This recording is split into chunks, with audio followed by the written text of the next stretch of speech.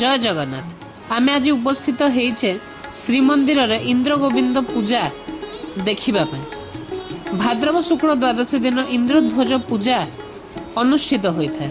एकदा यह भारत वर्षर तथा ओडिशार एक बड़ पर्व थिला। एहार पछरे रहिछि एक पौराणिक उपाख्यान। दैत्य दानव मानक द्वारा स्वर्ग राज्य विताड़ित होई देवराज इंद्र भगवान विष्णुଙ୍କର शरण पशिथिले।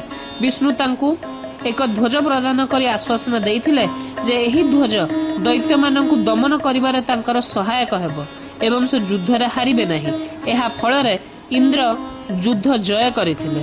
सेही दिन ठारू राजा माने एही दिन इंद्र ध्वज पूजा करिथान्ते। एहा द्वारा राज्य शस्यपूर्ण हुए एवं प्रजा वृद्धि मध्य हुए। प्रजा माने मध्य निरोग रहिथान्ते। तेणु एही पर्व एक महान पर्व रूप रे राजतंत्र समय पालित होई आसुछि।